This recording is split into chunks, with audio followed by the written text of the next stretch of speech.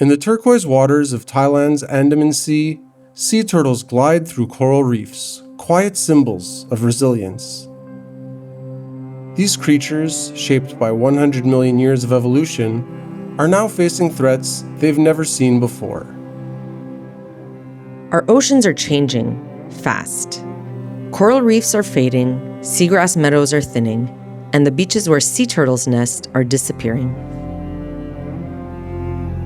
If we want to protect them, we first have to understand them, their ecosystem, and the role they play in it. A grassroots movement is taking hold, led by one woman and a growing team of citizen scientists. Eve, a marine biologist from the UK, has made it her mission to study and safeguard sea turtles in the Andaman Sea. This is her story, and the story of the turtles she's trying to save. Hey, I'm Derek. And I'm Karine. We're travelers who long to create a deeper connection with the places we travel to and the people we meet along the way. We believe that every story has the power to inspire, to educate, and to connect us all. Each story allows us to connect deeper with the people and the communities that we encounter. In this series, we dive deeper into the people, communities, and organizations looking to make a positive change in their world. We're constantly in awe of their stories, their resilience, and their unwavering dedication to fight for good, allowing us to connect thoughts, connect hearts, and connect worlds. This is Connecting Worlds, stories of positive impact. One single person, such as myself, can achieve so much, but when you bring together different communities, then you magnify the power of the data that we collect.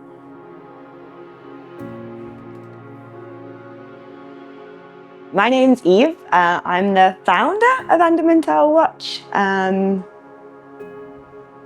Excellent. Can I say I'm the founder?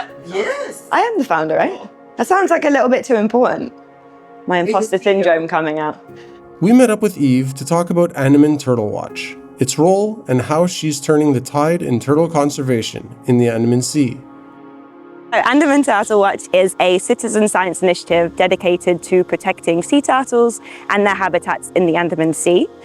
Primarily, it uses photo identification to create a long-term database to monitor the population here and provide a platform to unite divers, the tourism industry, and the local community in the protection of sea turtles.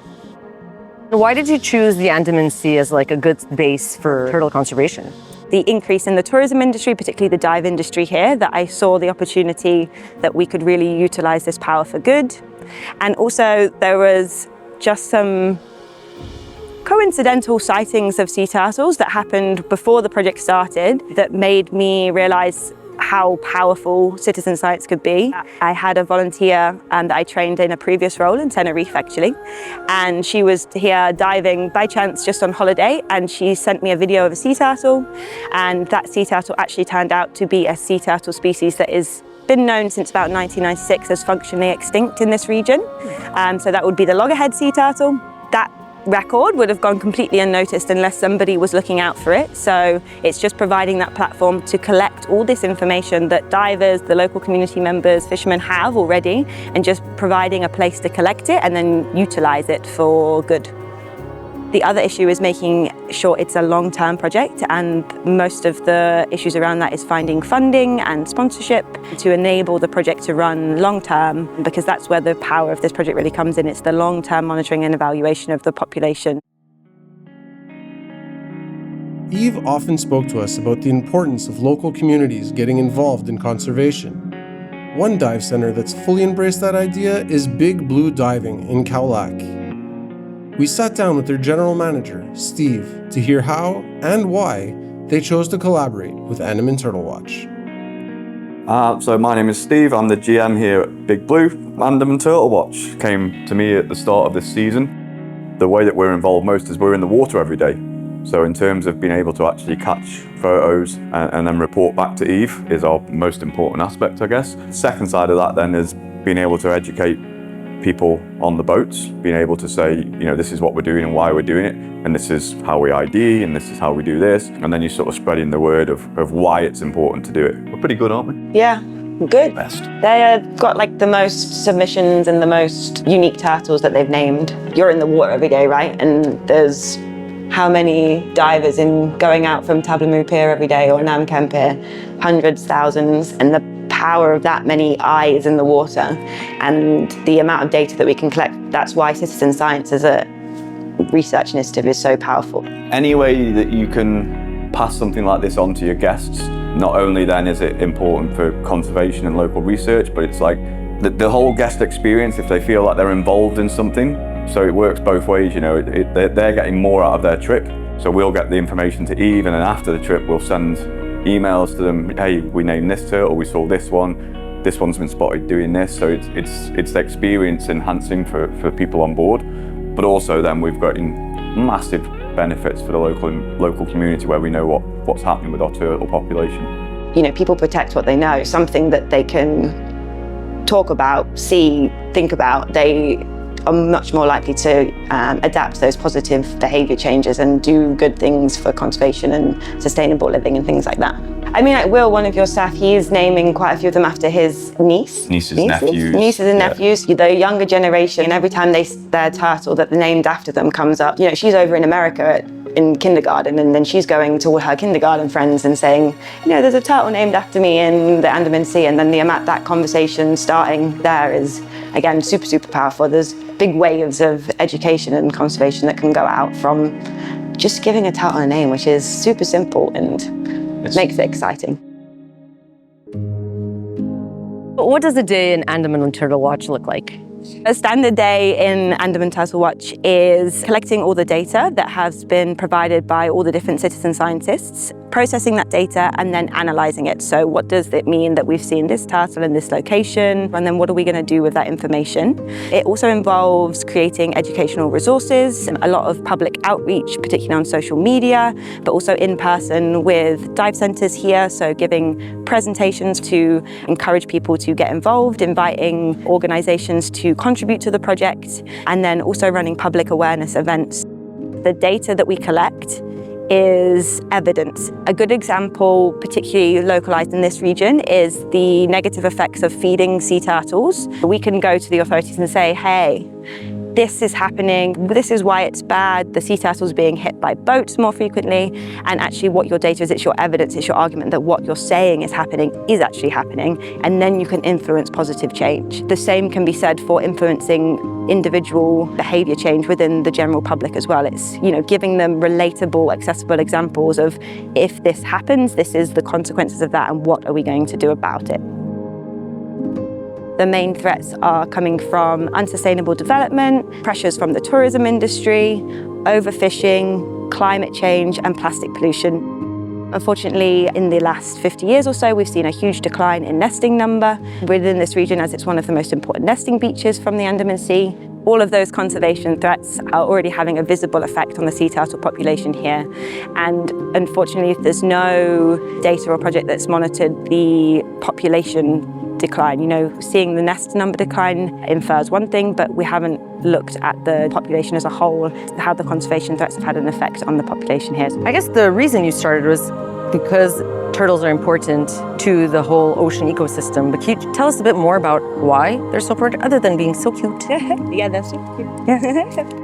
Sea turtles are known as a keystone species, the broad definition of which means that the removal of that species from an ecosystem can cause ecosystem collapse.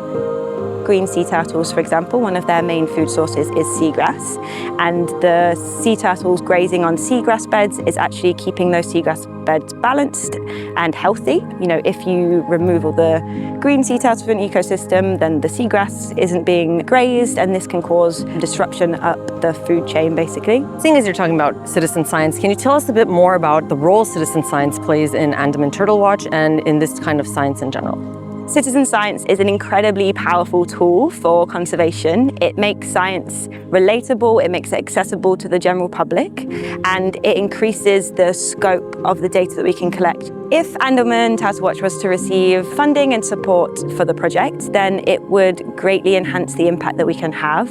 One, it would increase the amount of public outreach and awareness we can do. It would allow for international expansion into Myanmar, also the Andaman and Nicobar Islands, and Indonesia. Secondly, it would also allow for the creation of educational resources that would go up in dive centres, at the piers, in schools as well. So it would increase the educational output. It would also allow for Andaman Turtle Watch to plan some field work for next season. The funding would support the fieldwork studies, whether that would be boats or cameras or additional staff to help collect the data and increase the data that we're collecting and the output that we can have with that. I think it's important that we say that Eve is actually the only person at Andaman Turtle Watch. You are Andaman Turtle Watch. Actually, I'm going to maybe disagree and say I am not the only person for Andaman Turtle Watch, because none of what Andaman Turtle Watch has already achieved would be possible without all the citizen scientists that are out collecting the data every day. There is no way that I could be on every single boat, every single liveaboard that goes out in the Andaman Sea every day. So actually, yes, I'm the person sat behind the laptop processing all the data, but without all the citizen scientists and all the members of the community that have supported the project so far, it would not be possible.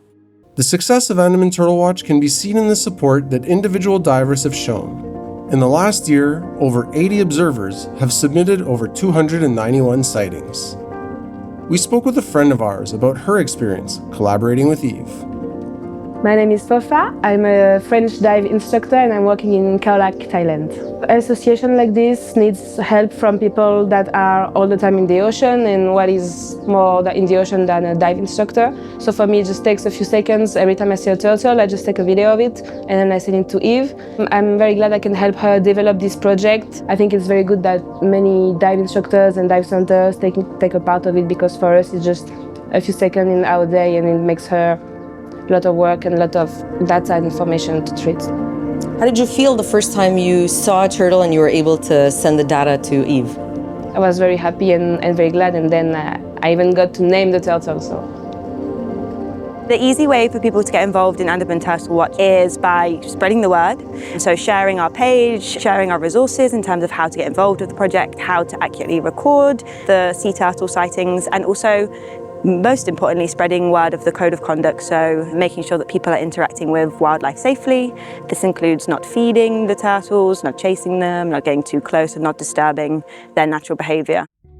Eve has shown that one person can make a difference. Her work with Andaman Turtle Watch is building the foundation to better understand sea turtles in the Andaman Sea so we can protect them and the ecosystems they're a part of. It's only the beginning, but Andaman Turtle Watch is already making waves.